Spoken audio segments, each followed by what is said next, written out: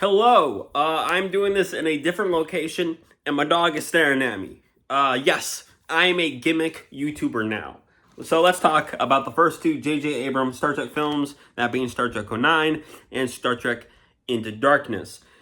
So Star Trek 09 basically sees how did Kirk and Spock first meet, what were their early days like, and subsequently, how do they meet, at least in this new timeline? Yes, it's a new timeline because literally on the day of Kirk's birth, this villain named Nero, an evil Romulan, showed up and is like, hey, I'm a time traveler now, and killed Kirk's dad, and setting up a whole new chain of events, new timeline, and Nero wants revenge on Spock, so we basically see Kirk and Spock meet for the first time, and they have to fight Nero, who is from the future and wants revenge on Spock, both present and future. And that's essentially the premise of this film. This was, of course, the 2009 reboot of Star Trek, and got a lot of people into Star Trek. Now, I became a Star Trek fan in 2013 because a YouTuber that I like raved about Star Trek, and I specifically love the movies. I'm more of a movie Trek guy, but yeah, 09 is pretty fun, pretty solid. You can see how a lot of careers got started by this film. This movie gave us Chris Pine, gave us Zoe Deschanel, Zoe Saldana. Zachary Quinto kind of got his start here, even though he was in Heroes. Like, a lot of people who I think are pretty famous now. They're not wildly famous because of this film, but they're pretty famous due to this film. You can see how they got started. And yeah, I really do enjoy this movie. It has a lot of fun action in it. It's generally pretty good. Roberto Orci and Alex Kurtzman, of course, famously wrote this film. And they are also, of course, two of the worst screenwriters in the history of screenwriting. But Orci, Roberto Orci, passed away last year. Literally, March of 2025, I believe Roberto Orci passed away due to cancer, I think. So, obviously, I'm not going to trash on him too much, and if I have to give one compliment to Roberto Orci post-mortem, he is genuinely a Star Trek fan. If you have not heard him and Kurtzman's commentary for The Voyage Home, the fourth Star Trek film, you should go listen to their commentary, because you can tell that, they both agree that A Voyage Home is one of the best Star Trek movies. And that's my personal favorite Star Trek film. So that was kind of cool. They agree that that is one of the best Star Trek films ever made. And you can see a bit of an influence of that film on this film. But just listen to those two guys do that commentary, because that is actually a really interesting commentary. But anywho, this is pretty good. I think the worst thing about it is some of the characterizations are a bit lazy, and I think the overall quality of the script and just the story in general, I think kind of fall flat. I think that's kind of this movie's biggest problem, besides some of the more nerdy Star Trek things that you can kind of complain about. I do think that this film's biggest problem is the writing. And that sucks to say, but is also par for the course when it comes to Roberto Orci and Alex Kurtzman's work.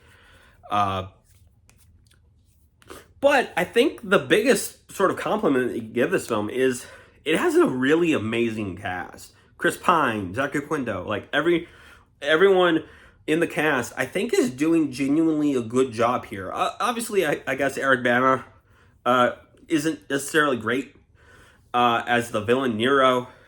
He's a bit one note and generic, but he was ultimately pretty enjoyable for what he had to do.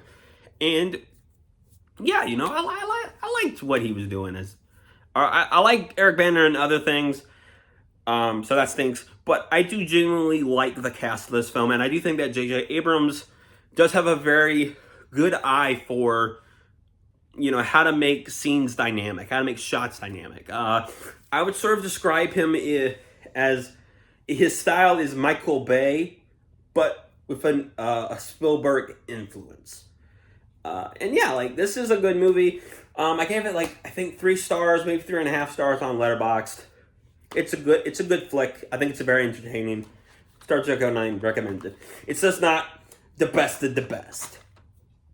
Next is Star Trek Into Darkness. So basically, Kirk and Spock's relationship is sort of like on the ropes, and they have to reconcile their differences while also having to uncover this conspiracy involving Khan, played by Benedict Cumberbatch. And no, that's not a spoiler, because literally every Star Trek fan guessed that he was Khan. But yeah, Into Darkness is a horrible movie. I'll just tell you right out front. I give it 2 stars on Letterboxd, and yeah, it's bad. But a big compliment that I will give it is I really love.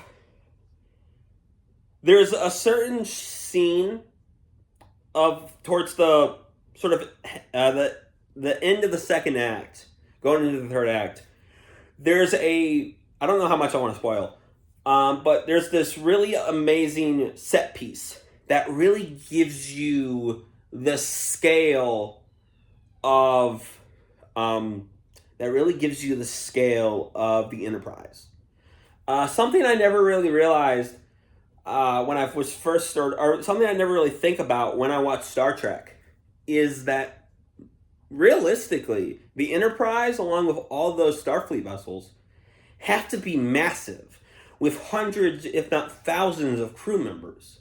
And you never really get that, because all you see of these starships are the bridges, are where the main crew sort of sits. And I think this movie does a really good job, and Beyond also does a really good job at creating a sense of, yes, like, these are massive vessels that have, like I said, hundreds if not thousands of crew members. So that's the big compliment that I think I can give this film. Also, once again, I think the returning cast is doing a really great job. And the music for all 3 of these films by Michael Giacchino. I'm a big Michael Giacchino fan, and his soundtrack, his score, knocks it out of the park once again. But yeah, I think that big action sequence in the middle of right before the third act, I think is, kind of what, great cinema right there.